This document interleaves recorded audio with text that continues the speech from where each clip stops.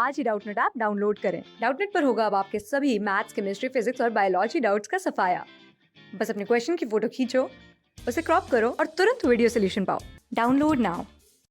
अब हम देखेंगे इक्विलिब्रियम। बहुत सारे केमिकल रिएक्शंस से ये ऑब्ज़र्व किया गया है कि जो भी केमिकल रिएक्शंस हैं वो 100% कंप्लीट नहीं होते। मतलब ही जो रिएक्टेंट है वो 100% प्रोडक्ट में कन्वर्ट नहीं होता, बल्कि कुछ एक्सटेंट में कन्वर्ट होकर रिएक्शन रुक जाती है। ये जो फेज़ है जहाँ पर रिएक्शन रुक जाती है उसे हम इक्विलिब्रियम कहते हैं। एक एग्जांपल देखते हैं। अगर एक क्लोज्ड वेसल में हम कुछ रिएक्टेंट ले at a particular temperature such that वो रिएक्टेंट प्रोडक्ट में कन्वर्ट हो रहा है, तो कुछ देर तक जो रिएक्टेंट है उसका कॉन्सेंट्रेशन घटता जाएगा, कम होता जाएगा, जबकि जो प्रोडक्ट इनिशियली प्रेजेंट नहीं था उसका कॉन्सेंट्रेशन बढ़ता जाएगा। ये होगा एक टाइम तक। उसके बाद दोनों के जो कॉन्सेंट्रेशंस है वो कांस्टेंट हो जाएंगे, रुक जाएंगे, ना ही घटेंगे ना ही बढ़ेंगे। तो ऐसा स्टेट जब आता है उसे हम स्टेट ऑफ इक्विलिब्रियम कहते हैं।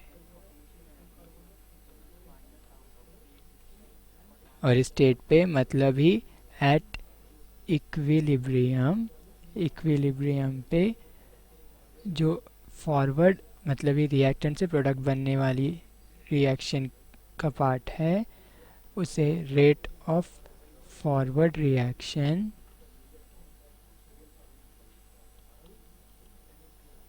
और इसी तरह से रेट ऑफ बैकवर्ड रिएक्शन मतलब कि प्रोडक्ट से रिएक्टेंट बनने वाला फेज़, ये दोनों इक्वल हो जाएंगे, जिसकी वजह से जो कॉन्सेंट्रेशंस ऑफ प्रोडक्ट और रिएक्टेंट है वो भी कांस्टेंट हो जाएंगे।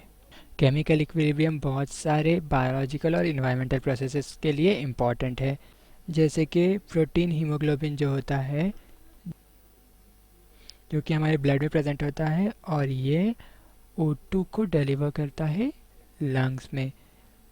अगर इक्विलिब्रियम नहीं होता तो ये प्रोसेस भी पॉसिबल नहीं होती।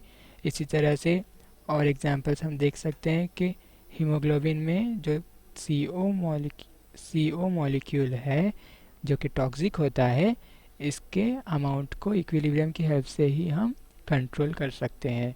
तो ये भी एक इम्पॉर्टेंट यूज़ हो गया है इक्विलिब्रियम का। इक्विलिब्रियम हम फिज़िकल प्रोसेसेस और केमिकल रिएक्शंस दोनों से अटेंड कर सकते हैं। तो ऐसे इक्विलिब्रियम जो कि फिज़िकल प्रोसेसेस से अटेन हो, जैसे कि dissolution of salt, evaporation of water etcetera, उन्हें हम फिज़िकल इक्विलिब्रियम कहेंगे।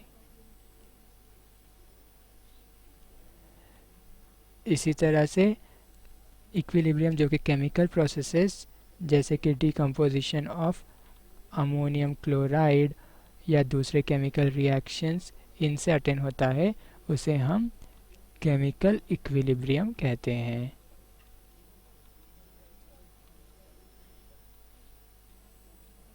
कितना रिएक्टेंट कंज्यूम हुआ है या रिएक्ट हुआ है, इस बेसिस पर हम केमिकल इक्विलिब्रियम को 3 ग्रुप में डिवाइड करते हैं, जिसमें से फर्स्ट ग्रुप में बहुत सारा रिएक्टेंट रिएक्ट हो जाता है, कंज्यूम हो जाता है और निग्लिजिबल अमाउंट बचता है।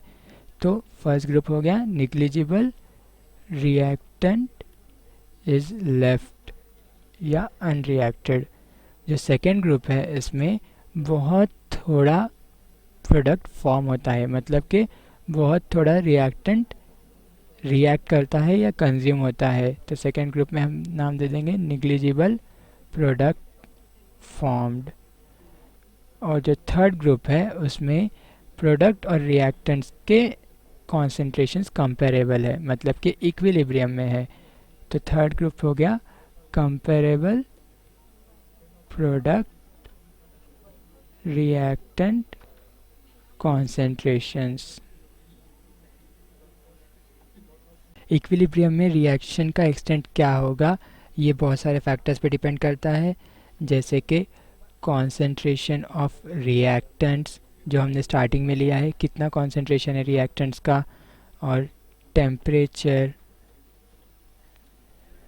और अलग अलग चीज़ें, तो एट्सेट्रा।